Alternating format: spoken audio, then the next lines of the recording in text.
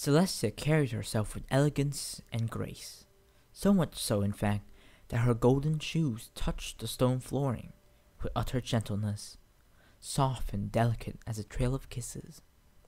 The rough and beaten workway would have been flattered, for it was everything the smooth, shining marble of Canterlot was not. There, in equal quiet and majesty, the Princess of the Sun might appear over some noble or other's shoulder. She always enjoyed that light teasing and embarrassment in the court, more than any pony within the capital realized. Though many had been subject to the alicorn's coy humor at some time or another, here there will only ever be sweat and iron. And what ponies made here held more than enough of Celestia's respect to safeguard them from her private jokes. "Hi, Princess," came a wan little voice, muffled by the furnace door of the nearest smelter. Celestia paused mid-step, then smiled to herself. Twilight Sparkle wasn't just any pony, that was certain.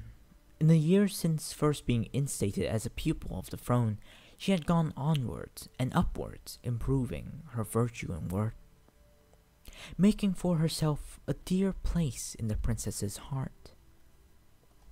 "Yes, it's me. Hello, Twilight." "It's really nice that you're here." It was not the usual voice the unicorn addressed her with, not the unself-conscious, innocent delight and adoration of Twilight's voracious curiosity, nor the sheer panic when that very same curiosity, or her own imaginings, conjured something particularly upsetting. Rather, this was the voice that croaked and groaned, miserable enough to get the week off from school and not even enjoy it, though being Twilight Sparkle fell a little short. She had never enjoyed missing out on learning for anything, as Celestia well knew. It hadn't been the first time the Princess of Equestria had nursed her student through an illness, though it had been years since the last time, when a brief but eventful pox had rolled through her school for gifted unicorns. Whereas other fillies and colts had gone home to recover or had been stationed with nurses, the filly Twilight had bemoaned her unfair and cruel fate, quite poetically, from the most sumptuous bed in all of Equestria.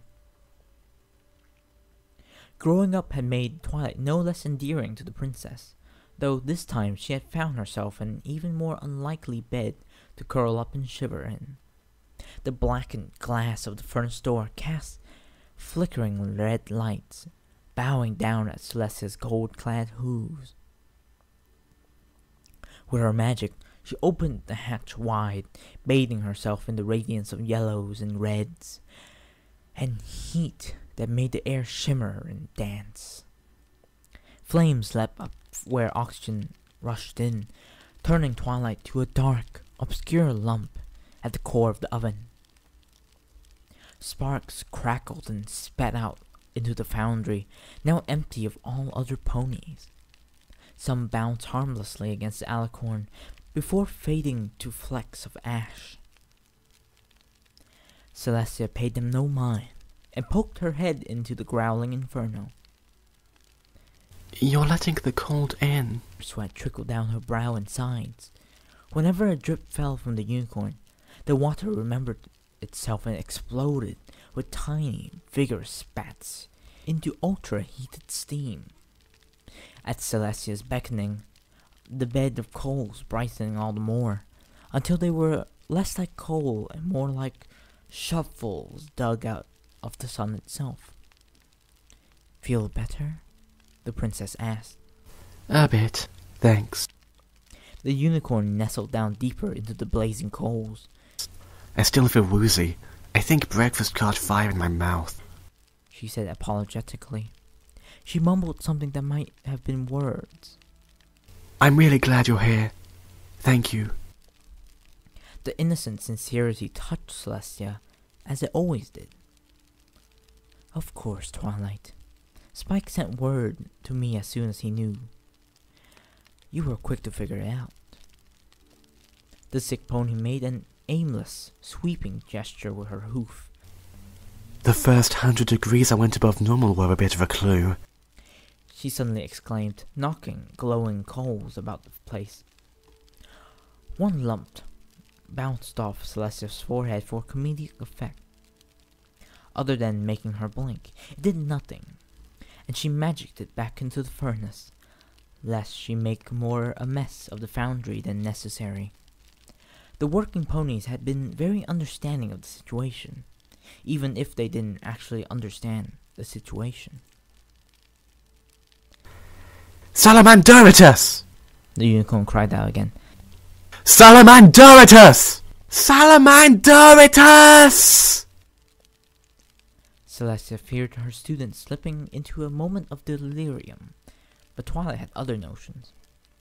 I'm sorry, Twilight said sullenly. Is Spike okay?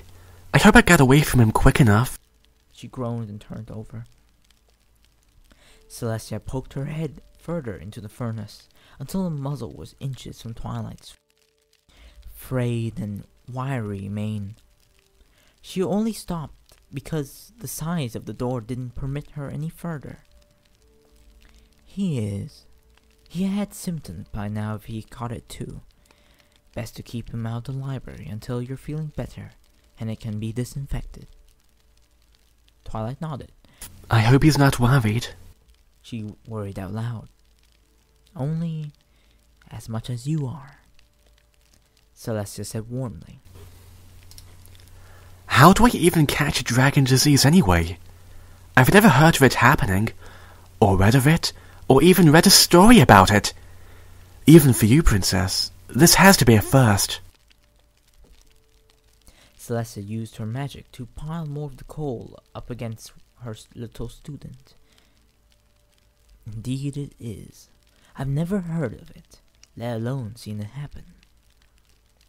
Twilight gave a throaty chuckle, which quickly descended into a cough. It shouldn't even be possible. It's too terrible to be allowed. I'm all achy and dizzy and shaky, and that's not even a real adjective. Or is it an adverb? Twilight grumbled and kicked some of her improvised bed at the furnace's interior, where it clanged with a dull, heavy echo. I'm cold now. She intoned quietly. I'm sorry, Princess. Don't think anything of it, Twilight. You're not well. I know. I'm trying to think straight. But I'm sick and tired of being sick and tired. If you would rather sleep, I could... No! Please, stay. Twilight scrambled and scooped her way through the burning until she was more or less under Celestia's chin. Her wide, wobbling eyes pleaded wantonly. She shivered, then buried her head in the burning coats as if they were pillows. The heap of coals mumbled something incoherent, but nonetheless explicit. Twilight, my dear Twilight, it's all right. I think it's my high magic quotient. The coal said irritably. Any pony else would be immune, because dragons are really magical too. So any flu that targeted them would have to be adapted specifically for that. The Salamanderitus thinks I'm a dragon, so now my body thinks it is one too, and is fighting it that way. My magic is tricking itself. A horn sprouted from the inferno, sizzled with a few dull purple fizzles, then uprooted itself to reveal a most self-piteous and mopey Twilight sparkle. Celestia paused and looked at her student. That was surprisingly succinct. Well, I am sick, but that doesn't mean... Twilight sneezed, the thick, viscous kind of sneeze perpetuated by only the true mucus exporter. Right in Celestia's face. Or would have, except that not even ash made it across the intervening space, and for this the alicorn was infinitely grateful. Twilight looked more sheepish than an actual sheep. I was concerning much along those lines as well. It might have just been a fever, but Twilight's eyes took on a particular shine. You mean it? I do. I think like you do. I wondered, and maybe I hoped that... I'm glad. Her head and eyelids sank respectively. Princess? For all the truth of having her head more or less literally face first in an inferno, Celestia felt a sudden chill all the same. Yes? I know. I'm not really thinking straight. And I'm kind of scared that everything's still a bit dreamy. But, I love you. Celestia drew a gasp, like she hadn't done in a long, long time. Suddenly her poise and calm were fleeting things before her. I love you. You're like a mother to me. And I already have a mom. And usually I'm so worried about one thing or another, or thinking things through so much. But, I can barely hear myself think right now. I'm just babbling. But it's nice for once not thinking and just saying. Twilight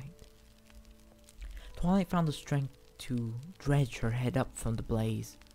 I love you, and I don't say that enough, and maybe no pony says it enough even though we mean to, and especially not enough to you because you're so wonderful and amazing, and for everything I've done and been and learned, everything I've learned.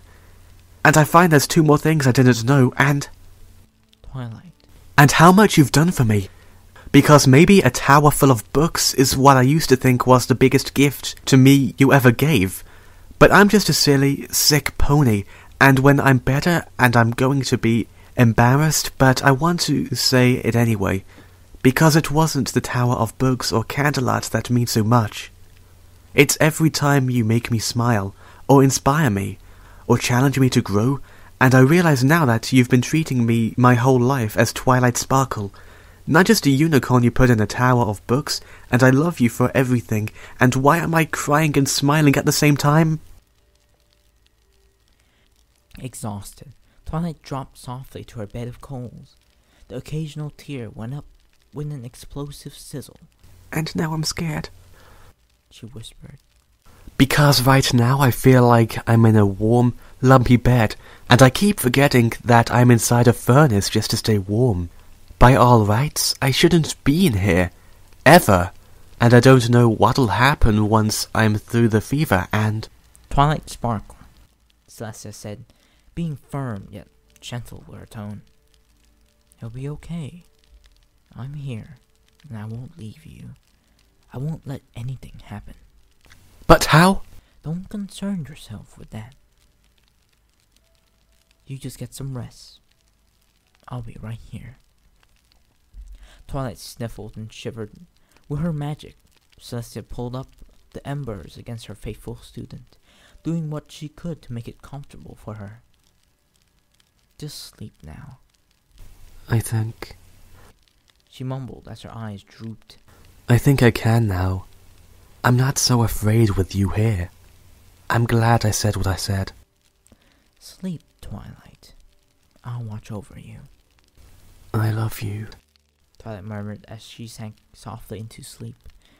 For a time, Celestia ran everything Twilight had said through her thoughts and feelings, trying to make absolute sense of it all. A challenge for any pony, even one old and wise as her. After a little while, and in the privacy of the utterly vacated foundry, Celestia smiled. Occasionally, a droplet of water flashed into steam. I love you too, Celestia whispered to the sleeping filly before her. Celestia listened to Twilight's breathing, and, in the empty ironworks and the glow of the furnace, felt herself richer than all the marble towers.